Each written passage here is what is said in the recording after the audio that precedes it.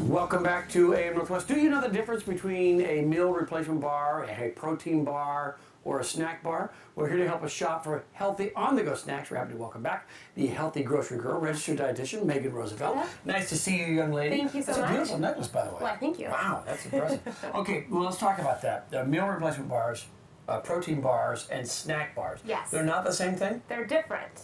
And we go to the grocery store, we go to the food bar aisle, and there's a lot of choices. So it can be overwhelming knowing which one to buy. Sometimes we shop purely because we like the way the label looks. We think it's cute. We're marketed, we see a commercial for it, our friend tells us to buy it.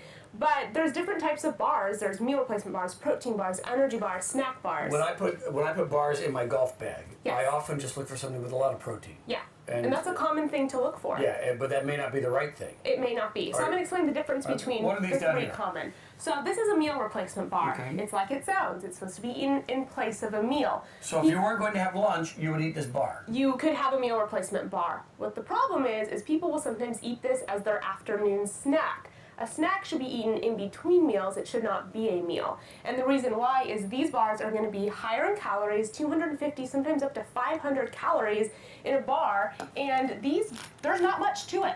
Yeah. Like if that's what you're eating there, 500 calories, that bar's not 500, but that'll go quickly. Wouldn't you, if you had a meal bar for a snack, wouldn't you be less hungry at dinner time and just naturally eat less? It depends what's in there. If it has higher protein, higher fiber, it may keep you full longer. But if it's just a higher calorie bar and maybe it's not high fiber, high protein, that's not necessarily going to keep you full longer. So meal replacement bars, what you want to look for, even if you're going to have a meal replacement bar, is that there's no artificial ingredients. You want to stay away from soy protein isolate if that's... What is soy protein isolate? You say it's bad. Yeah, so, and this is the same thing with protein bars. So soy protein, this is going to help you eliminate a lot of bars that you probably shouldn't be buying in the bar aisle. Most soy protein in America is genetically modified, which means it's going to be chemically processed. It also, isoflavones with soy mimic estrogen within the body, so it can cause and lead to hormonal imbalance. And soy protein has phytates, which impair mineral absorption, zinc, iron, calcium. So soy protein, especially because in America, most soy protein isolate is genetically modified. We want to stay away from that in bars. Okay. And meal bars really, these bars here are designed for people that, whether it's a meal replacement or they have a higher activity level. Well, this one right here, the Cliff Bar, the guy's climbing rocks. He's climbing a cliff. You'll probably burn those calories, but if you're Exactly. just sitting at your desk, Facebooking, that's probably too much for you, right? If you're hiking and climbing cliffs, you can have that as maybe a snack, but not if you're the IT guy for 3 o'clock in the afternoon. Now let's talk about this. Is a protein bar. Protein bars, exactly. So same with meal bars. They may not be necessary for an afternoon snack unless you're an athlete or you have more calorie, wiggle room in your diet. Again, one thing you want to stay away from is the protein isolate as the protein source. You go to the bar aisle, you're looking for a higher protein bar.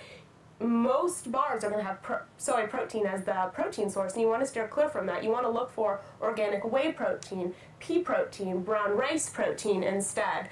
And, the protein bars, again, they're designed for eating after a high-intensity activity. So you ran a marathon, you went hiking. They're designed for after that type of activity. Okay, so they don't prepare you for it. They replenish you afterwards. Exactly. But I want to back up to soy because we hear all the time, soy better than milk. People are not drinking milk, they're drinking soy. And soy, are you saying soy is not good?